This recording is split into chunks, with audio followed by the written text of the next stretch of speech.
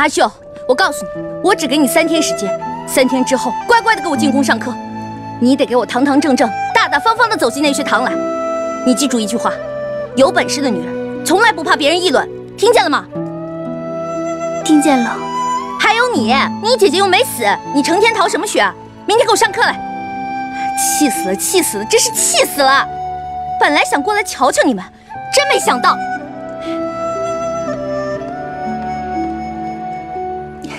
你呀，这么没用，真是枉费了同学们搜罗了这么好的东西给你。瞧瞧，这是阿双送你的面脂，这是阿珍送你的香袋，这是阿雪家新结的橘子，还有姚女夫的字帖，就连阿慧都破天荒的送了个穗子来。你自己看看，自己想想，就为个破面子，动不动就要嫁到鸟不拉屎的地方去，你对得起他们吗？哎，这是什？阿秀，我知道你很委屈，我也想把这件事跟母后说，可是明宫长说这是私事，不能够随便打扰母后。班师傅说要找别致的东西送给你，我想了想，这只蛹是从班师傅那只斗鸡嘴下逃出来的毛毛虫结的，它那么福大命大，一定能够保佑你的。蛹，给我看看，这玩意儿怪难看的，我现在不怕了。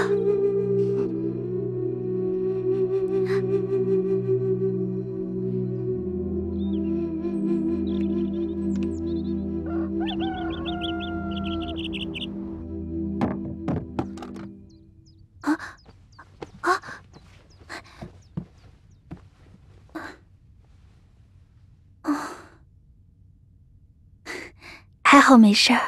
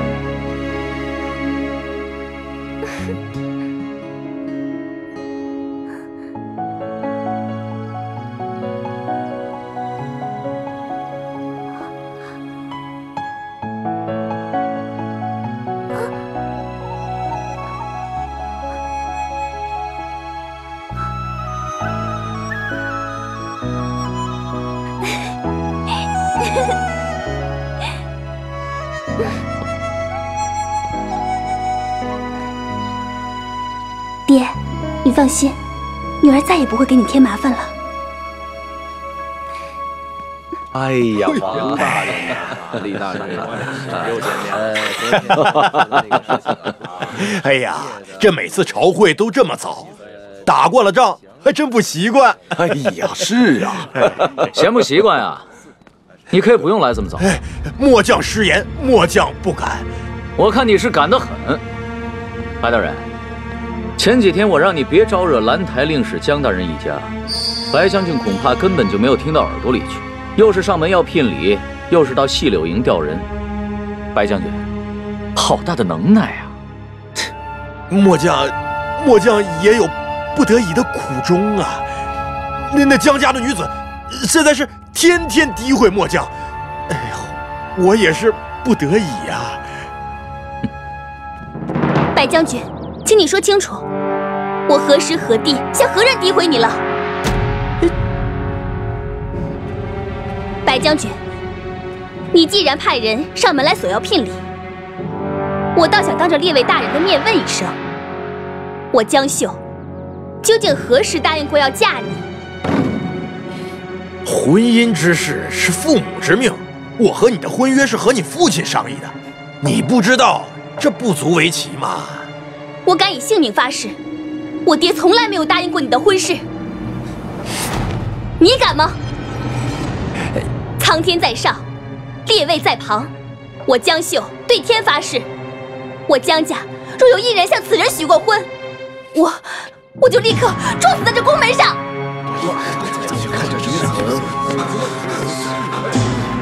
阿秀，阿秀，你别做傻事。早朝马上就要开始了，那又怎样？早朝议的是天下百姓事，我阿秀一条性命，我爹微微官升，难道就不能一议吗？白将军，你卑鄙无耻，好色贪心，不知道在哪儿瞧过我一眼，就不顾我爹再三反对，强行把聘礼丢到我府中，逼我成婚，是也不是？邓大将军，那日白将军在关内侯府上出了丑，当着众人发下誓言，说什么不会再娶新妻了。后来又到我府上说婚事一笔勾销，是也不是？是，邓某听得清清楚楚。姐姐，我江秀清清白白一个官家女子，受你逼婚在先，造谣在后。白将军，敢问你是什么居心？你到处跟人说我德行有亏，可这宫中有的是成年的嬷嬷，我江秀愿意当着太后娘娘的面验真。我若仍是完璧，你又如何解释？你胡说八道！我何尝造过谣啊？你有没有造过谣？你自己心里清楚得很。别忘了，霍恒霍将军还抓了好些个在宫中乱传流言的宫女太监，只要拷问一下，只怕马上就会有人招供。不用拷问，我可以作证。这位白将军的亲随曾经在宫学跟小黄门亲口说过这些无稽之谈。我虽然只是个600担小官的女儿，可也蒙太后圣恩，在内学堂与文喜公主、北香公主同窗。你污蔑我，也就是污蔑他们。白将军，你哪里来的胆子啊？要故意向内学堂泼脏水？这是我，莫非你是对太后娘娘不满，对皇上怀恨在心？住口你！住什么口啊？我觉得江姑娘说的挺好的。阿秀，好了，你先别说了，得罪了白将军，你又有什么好处啊？放开我！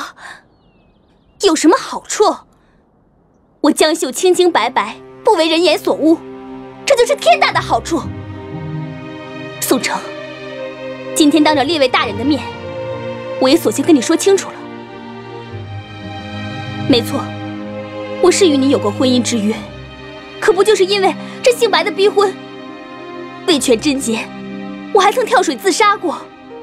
可现在我发现，那根本就不值得。你为这一则流言，就擅离军营到我府中质问，视为不忠，全然不顾我家中风雨交加，说什么你母亲会嫌弃我名声有亏，视为不义。被我父亲赶走后，整整3日不和我通音讯，视为无情。如此不忠不义无情之人，我江秀就算一辈子小姑独处，也不愿意嫁。好，说得好，说得好。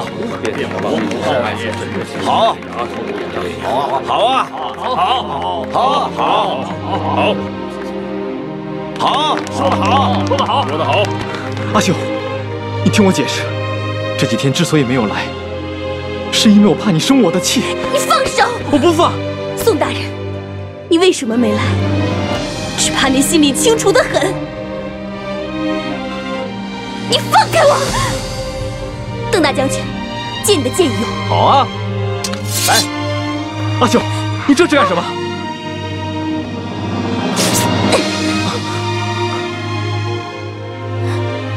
古有割席断义，今有我江秀割袖断情。宋城，皇天在上，此后你我男婚女嫁，再无关联。哎呀，这姑娘也太狂了！好胆色！江姑娘效法前代贤女，怒斥狂徒。1. 正府中清明；2为令尊官升。不愧是内学堂教出来的好贤女。江姑娘，你放心，朝廷当中养的那么多言官，也不是吃素的。杨太常，您说是不是？不错，江姑娘智勇双全，老夫杨震钦佩之至啊！多谢杨大人，多谢魏大人。哎，等一下，我借给你的剑，你谢他干嘛？就是啊。多谢邓大将军，多谢邓大将军深恩了。哎，大将军，您太仗义了，我替我姐姐谢谢您。哎，快请起。邓某怎么会在乎这些呢？是不是？你不是想跟我学射箭吗？从今天起，我就是你师傅。没有哪个师傅想看见自己的徒弟受欺负的。您和班师傅一样，都是大好人啊？是吗？多谢各位大人作证了，多谢。江姑娘，你放心，你一定不会小姑独处一辈子的。一会儿散了朝，我立马到您府上提亲。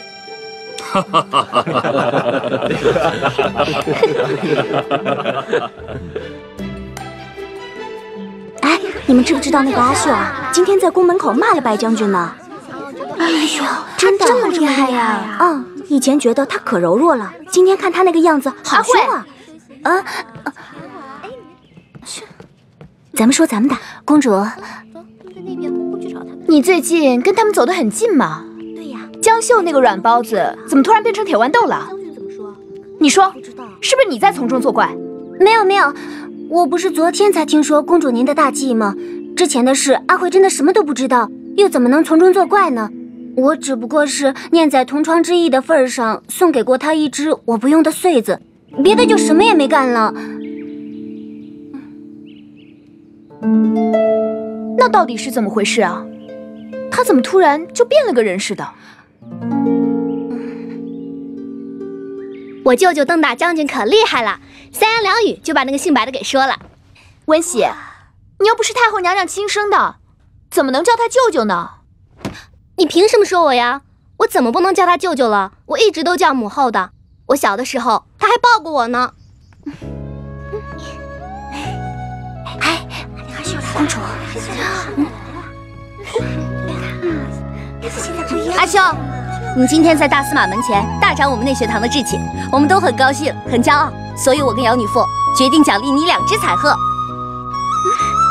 2只啊！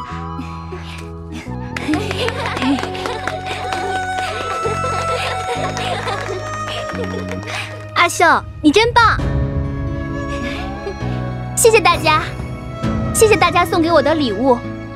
以往，我总觉得我们家官职卑小，所以一直唯唯诺诺，不敢抬头。可从今往后，我不会再这样生活了。我不会辜负师父的教导，我会勇敢，我会敢做敢当，叫天下人都看见我们内学堂弟子的气度。温喜公主，谢谢你送给我的蝴蝶。蝴蝶？我没有送过啊。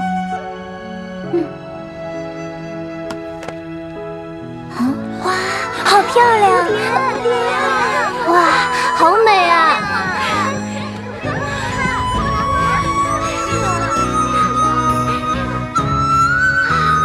各位同窗，就连毛毛虫也有变成蝴蝶的那一天。咱们为什么就一直认为自己不如甲班那帮人呢？说的没错，咱们乙班哪里不如他们了？他们凭什么天天瞧不起我们呀？对啊，我们班还有我们2位公主呢。哦，还有姚女妇和班师傅呢。不用拍我马屁，大家说的对，能来内学堂读书，我们都是一样的，凭什么一定要分个甲班乙班啊？所以啊，大家一定要和姚女妇还有我好好读书，我们争取迎头赶上。到时候呢，我就上书给太后娘娘，让她取消分班。大家说好不好？好。不好，我才不稀罕跟那些假清高在一块儿呢。班师傅，我喜欢听你讲《山海经》的故事，可比那边有趣多了。好，你们喜欢听，我就多讲点，好吗？好。太后娘娘还真是出手如电啊，转头就发落了那个姓白的老畜生。他都60多岁了，还要去戍边。哎呀，老夫一直以为内学堂不过是一干女子玩乐的地方，今天一见江姑娘的风骨，老夫真是服了。难怪太后娘娘一直力排众议，主张在宫内开设宫学和内学堂。哎，这前有曹大姑为师，后有寇女妇、姚女妇、班女妇这些才女，那教出来的学生怎能不锦心绣口、才德兼备呀？不错，老夫也想奏请太后娘娘，让我的女儿就读内学堂。老夫也正有此意呀。好啊。嗨，这话要是被姚娟和班叔那两个小丫头听着了，还不知道尾巴得翘多高呢。江秀这个死丫头的运气怎么就这么好？我明明安排的天衣无缝。阿叶，你到底跟白将军说过些什么？我没有啊，他一个武将，我能跟他说什么呀？那红玉为什么告诉我，你把他叫过来密谈了很久？那个我……好了，不用说我也知道了，多半是和内学堂同学有了私怨，想借其他人手解决而已。可是阿燕，我告诉你，其他人替你办事儿，不是看在你的面子上，是看在我们中山王府的面子上。刚才太后娘娘有派廷尉找那个姓白的问话，3句2句就把你的事儿给套住了。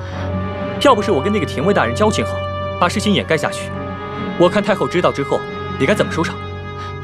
他怎么那么不守信用啊？我们明明说好的。以后你给我多动点脑子，少惹点事儿。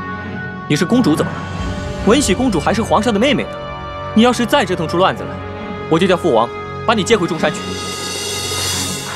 绝对不行，王兄，你不能不讲道理啊！明明是班叔他们先来欺负我的。我不想听。你既然还叫我一声王兄，那就乖乖听我的话。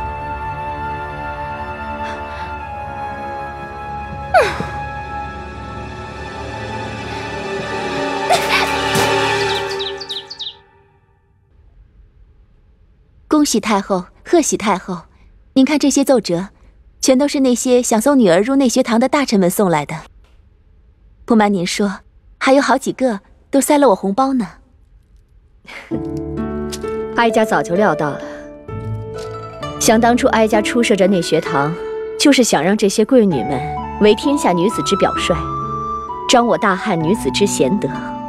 现在那帮老臣们终于不再说哀家多此一举了。内学堂能得如此好评，还是太后推陈出新之故啊？不是，是班叔和姚娟他们几个破旧革新的功劳。说来哀家还真是没看走眼啊。你说他们才去内学堂多久，这是一天比一天好。传旨，赏姚娟和班叔帛各30匹，兰台令使教女有方，赏100金，其女2人各赏宫衣3袭。喂，太后，掌管内学堂的毕竟是寇女妇，哀家倒忘了她了。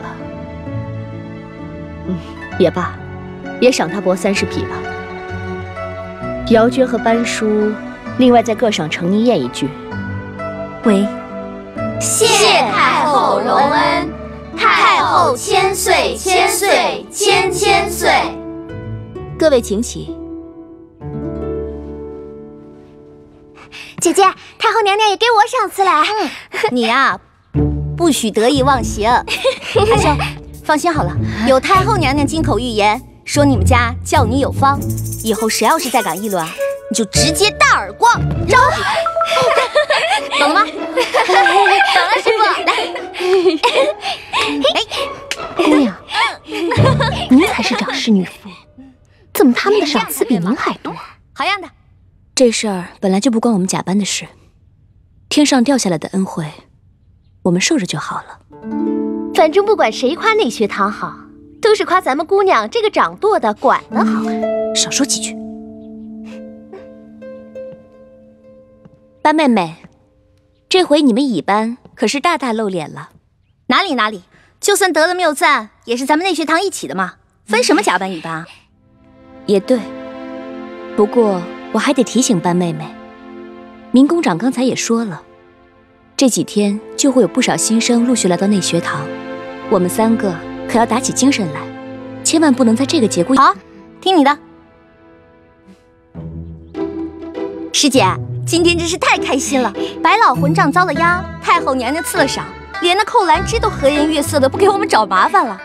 你说我们一会儿出了宫，会不会被天上掉下来的金砖给砸死啊？别瞎说，没金砖有肉砖，要不要啊？霍恒，哎呀，是我，过了这么久了，换个地方你认不出来我了。你魏师兄说，为了庆祝某人得到太后褒奖，他也顺便兑现承诺，等过2天休沐的时候，带你们去乐游园烤肉，怎么样？想不想去啊？太好了，烤肉，我最爱吃烤肉了。这真的是魏师兄的主意吗？那当然了，要不还有谁啊？烤肉，师傅，你刚说的是不是烤肉？我也要去。没问题。霍将军，2位师傅，其实我娘以前在乐游园那边有一处小园子，风景倒还不错。要是你们不介意的话，那天可以到我们那边小坐。阿秀得大家帮助良多，无以为报，愿意清茶扫榻一带。对，咱们先烤肉，再去园子里坐坐，就这么定了啊。好，那就这么定了。你们先去吧，我还有几卷书没有读完。姚娟，答应我的事你忘了？好吧，去就去。其实我也没答应你什么，凭什么听你的？这还差不多。哎，我说老霍，你真不需要一会儿又瞪眼，一会儿又笑成一朵花似的。反正你怎么样，师姐都看不见。这还确实是个问题。去吧。有什么好笑的？笑死我了。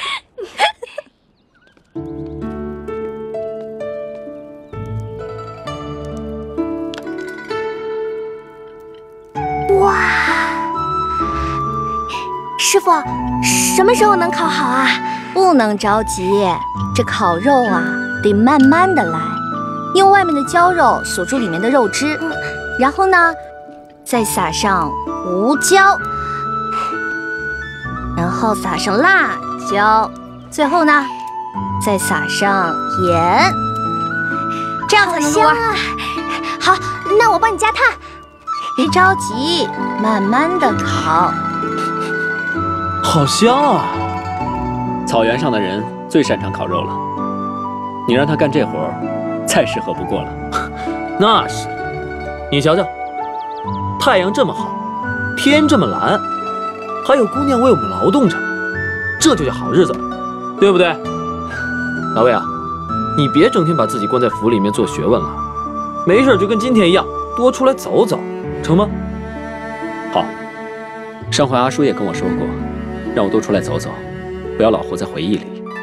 这就对了，别把自己整天关在屋子里面，憋得跟个小白脸似的，这不能碰那不能碰，啊，搞得一身病。哎，老子劝你这么多年，你都不动如山。阿叔那个丫头片子劝你个3两句的，你就从了？难道？好了，阿叔她是阿轩的妹妹，自然也就是我的妹妹。妹妹？是吗？好。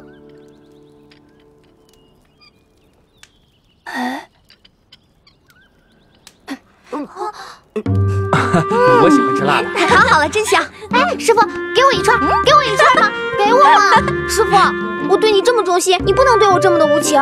邓大将军公要你的消息，我都没告诉他。给，谢谢，给其他人分。姐夫，你吃这串吧，火候最好了。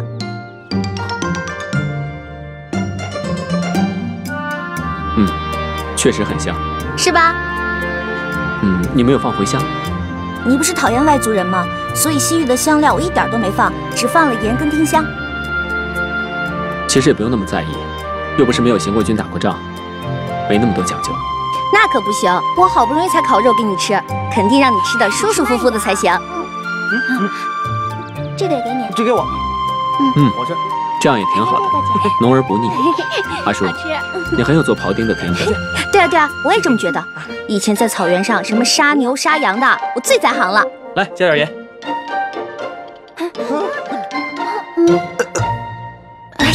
撒得好。对了，邓志最近有没有找你？阿林刚刚说的那些话什么意思啊？没什么，你也知道，邓志这个人很好色的。我让阿林告诉他，让他别再到处贴我画像了，他就天天缠着阿林问我在哪儿。他还在缠着你？那我去找他。哎，别，你帮我出头，他不就知道我是谁了吗？我现在在内学堂待着好好的，只要他找不到我，就万事大吉了。过几个月，等他娶了新媳妇回家，估计就没空理我了。寇兰芝对你怎么样？阿燕呢？还行，我听了你的话，天天对他们皮笑肉不笑的，他们啊还算安生。哎，对了，上次阿秀难过，寇兰芝还亲自跑来安慰呢。他这个人，我真是有点看不懂，有时候觉得他人挺不错的，有时候又怕他搞出什么阴谋诡计。你想太多了。寇兰芝这个人虽然心胸不算宽阔，但她毕竟是太后选出来的女妇，是非还是分得明白的。你这样和她井水不犯河水，很好。但是千万不要得意忘形。新学生就要进来了，你前几次的事就是坏在得意忘形上。我知道了。哎，行了，你是他哥哥还是他叔叔啊？啊，这么啰嗦，赶紧过来，别说那些有的没的，喝酒。来啦！来，两串肉。哎，好，我也给你喝酒。来。好香。哎，多吃点啊。来喝。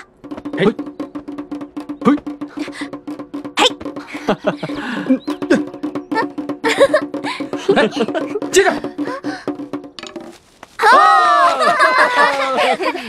来，阿秀唱歌，那我就给大家唱一个《饮马长城哭》吧。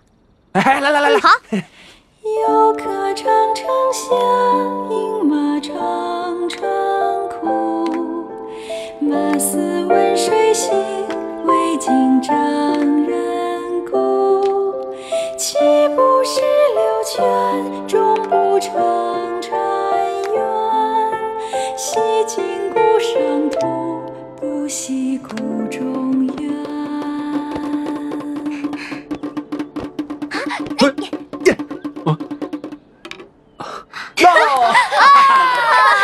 魏少妇，终于到你了。你是给我们唱个歌呢，还是给我们跳个舞啊？跳舞吧。我腿不好，就给大家吹首曲子吧。好啊。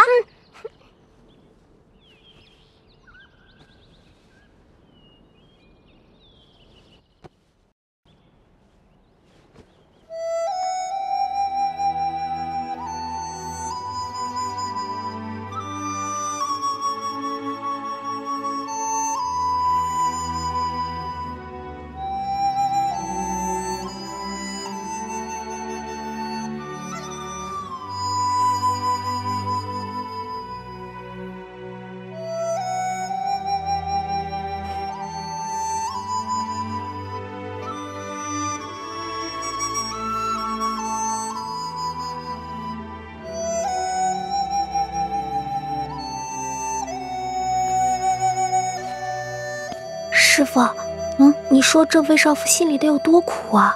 吹这么悲伤的曲子，简直让人听得都想哭。伤心吗？我觉得挺好的，而且他吹笛子的样子好好看。师傅，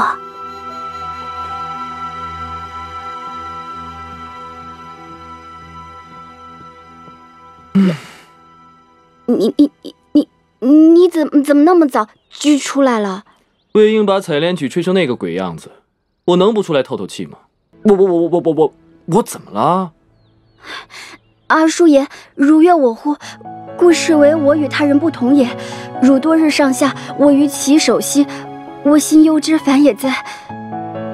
如是吾，究竟为何物也？真悦我乎？亦或谈笑兮？我心忧者，如是水不可挽；我心烦者，如秋叶不可食。我早知道你是个女才子，一开口就是知乎者也的。现在我知道了，只要你一不知乎者也，就是个小结巴呀。哎，2个飞就是1个是了。你刚才说了那么多，现在该到我了。我心悦轻轻兮，轻轻悦我乎？我说啊！不说我亲你了。我悦你，我悦你了。哈哈，既然我们两情相悦，那就更得亲了。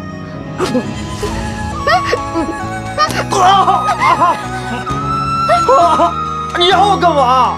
你舌头在我嘴里乱钻干嘛？我那是喜欢你才跟你这么做的，不许咬了。你别过来！你再过来，我又咬你了。你咬啊！傻姑娘，天底下不知道有多少姑娘想让我他们呢。你胡说！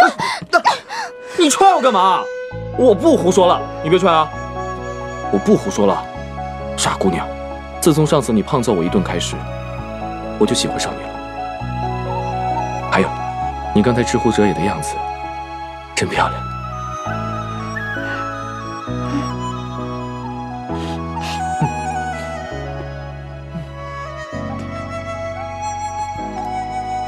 怎么还没来啊？怎么了，二叔？你烤的肉真好吃啊！我们家人说好了，是吗？申时3刻来拿东西接我们过去。可是太阳都快落山了，还没有见到人呢。会不会是走错了，或者不认得路啊？不会啊，这就2条路的。哎，班师傅，要不你出去帮我们接接他们吧？啊，要我去接啊？对啊，你看我这身子还没太好，魏大人的腿伤又没好利索，这东西那么多，阿玲又那么小，得留人看着呀。哎，都是女的留下来怎么行啊？我保护你们啊！所以呀，师傅，你能不能和魏少夫去看看我们家丫头？你们眼神好，没准一眼就看到了。是我眼神不好，远一点的东西什么都看不到，你们也是知道的。好吧，好吧，那我去吧。等等，我陪你去。你的腿还没好呢。没有关系，已经没什么大碍了。虽然你武功好，但是路上不知道会遇到什么危险，还是我陪你去比较放心。对，这点我怎么没想到呢？快去快回，去。好吧，走吧。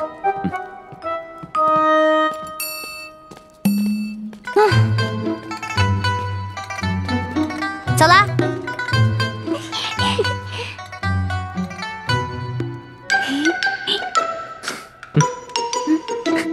班叔丫头，你霍大哥还是知恩图报的，好好把握机会吧。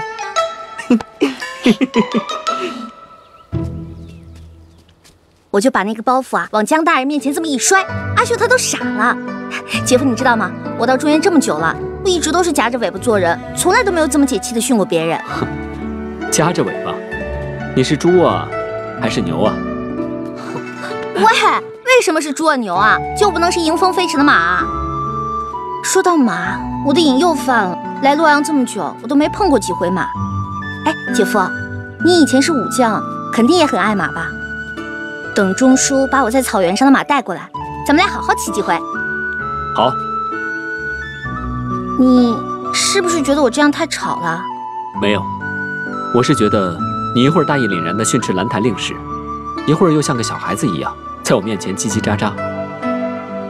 哦，这不是怪你的意思，这是夸你的，是觉得你可爱。今天是什么日子啊，姐夫？你竟然又夸我了！小心，马来了！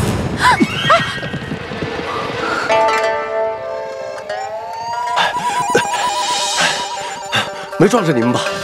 哦，没有，这怎么了？是新马吗？可不是嘛，这侯大人刚买的2匹汗血马，好不容易套上配头就疯了。汗血马？哎，等等我！姐夫，我听姚师姐说过，你当初在马上也是一把好手呢，要不然咱们俩试试？要是能驯服他们的话。天色已经晚了，我们还是早些回去吧。汗血马，那可是汗血马！哎呀，当初霍去病用万金都买不来的宝马，你当真不想试一试吗？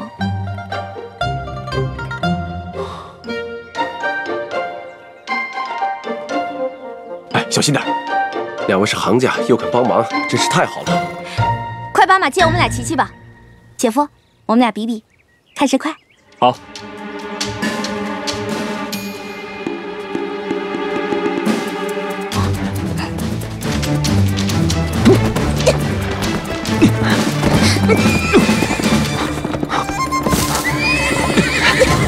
你抓稳了！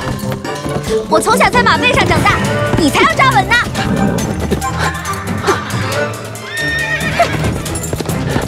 这，麻烦二位帮忙驯马了，我们在东市马厩等你们，驯完了就骑回来。放心好了，上！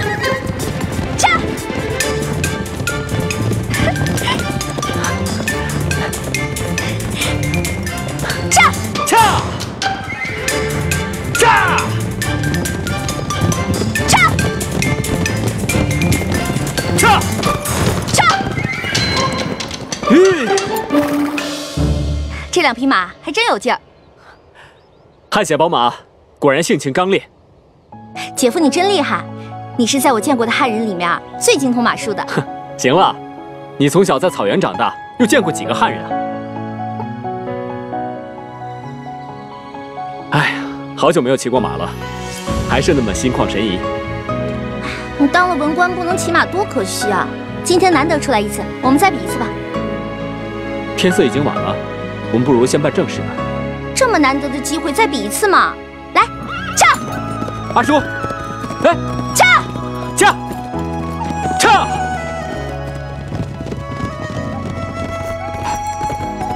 驾！驾！驾！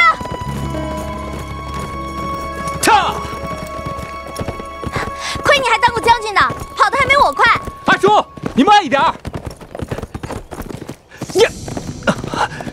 驾！阿叔，驾！阿叔，我让你再跑快点儿。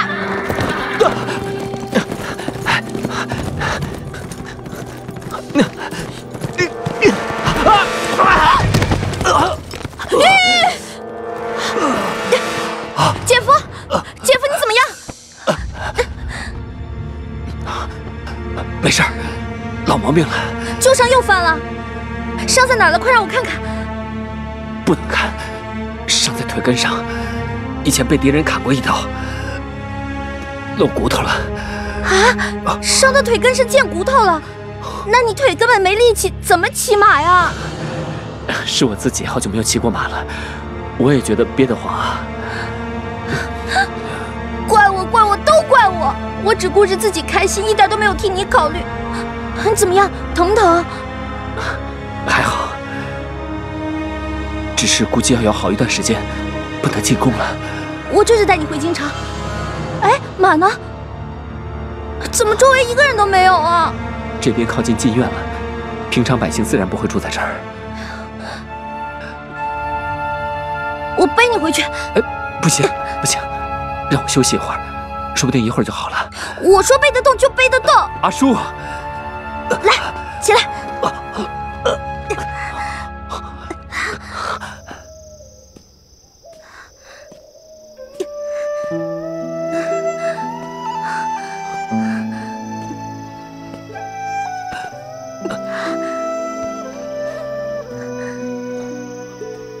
阿叔，前面有水塘，快放我下来，你歇一歇。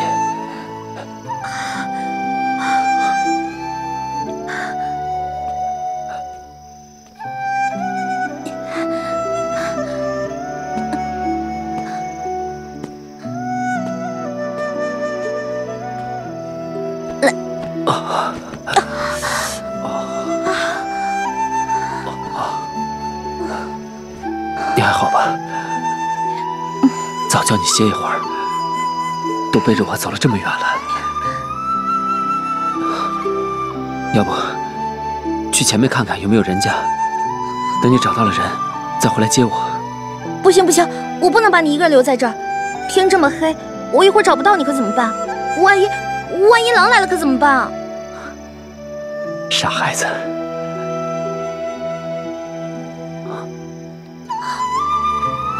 姐夫，你碰到我了，不要紧吧？起疹子了，这么快？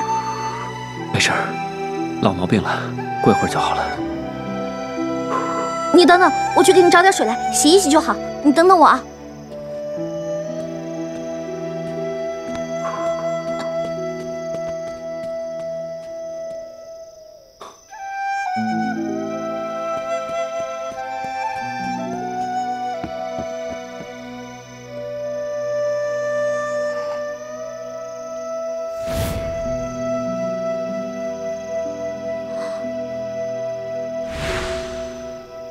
疯了！哎，不能再想了，班叔，你给我清醒一点。